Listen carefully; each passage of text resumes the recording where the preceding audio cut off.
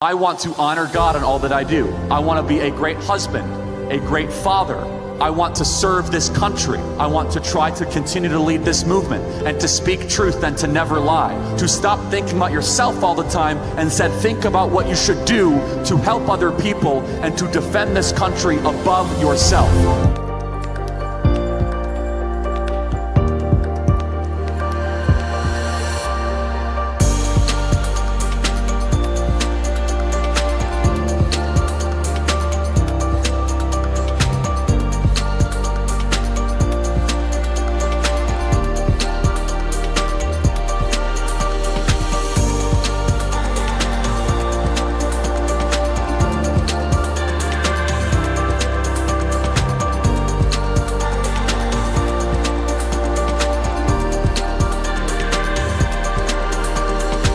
God should be the most important thing in your life.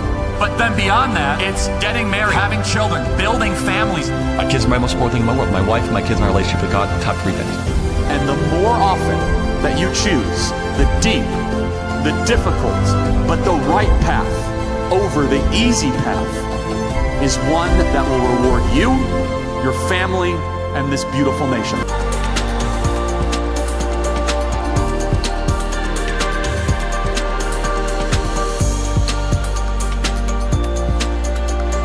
Charlie Kirk's alleged shooter, 22-year-old Tyler Robinson, he's back in court. His legal team has been arguing that the prosecutor's office has a conflict of interest and should be removed from the case because one of the prosecutor's 18-year-old child was at Utah Valley University when Charlie Kirk was shot and killed.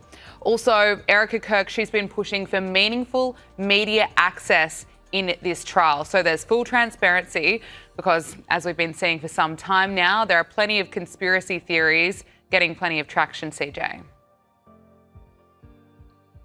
You know, you're exactly right. It's incredible to see Erica Kirk continuing to be as strong as she is as she navigates this process. And again, calling for transparency, which I think is probably making a lot of those conspiracy theorists very much upset because it absolutely blows up their entire narrative. You know, it's interesting to see, the legal counsel of Tyler Robinson again try to delay this case. That was another motion that Erica Kirk had filed asking for a speedy trial to be conducted. Stop the delays, stop the grandstanding. Let's get justice for Charlie Kirk.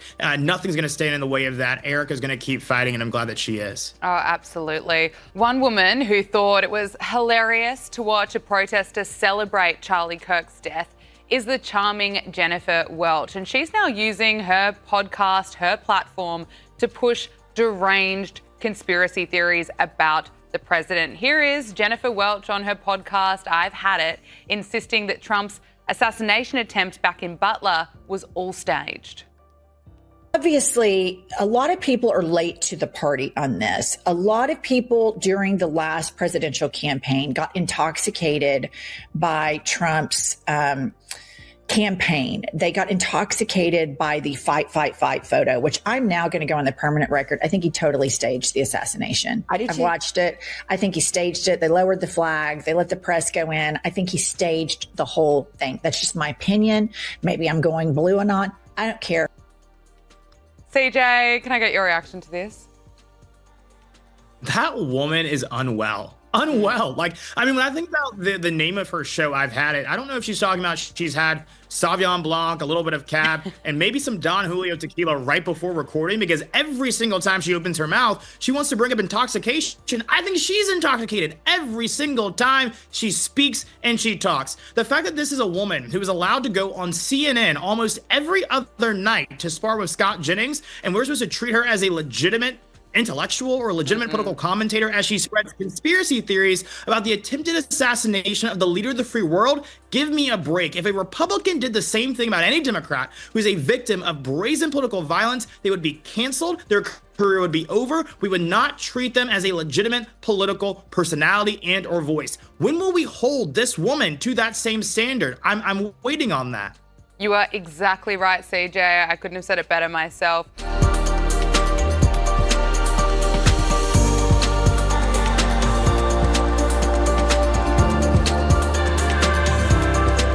Now let's move on to some other news from overseas. There's a controversial move underway in the US state of Utah to change a street name. Authorities want to switch the name of an avenue in Salt Lake City from an assassinated LGBTQ activist to one honouring the late Charlie Kirk. It's just a beautiful community that we have built together. Madison Nelson says she chose Harvey Milk Boulevard to open her pottery studio because of what the street represents. Harvey Milk, he helped build all communities across all different demographics and supported those people, even though it wasn't part of his own community. It uplifted others. Nelson and other community members are responding to a proposed bill that would change the name of the street to instead honor conservative activist Charlie Kirk, who was shot and killed at UVU in September 2025. This street's already been named after someone important, so I think finding another street would be a great idea. Salt Lake City designated 9th South as Harvey Milk Boulevard back in 2016 after the gay rights activist Harvey Milk.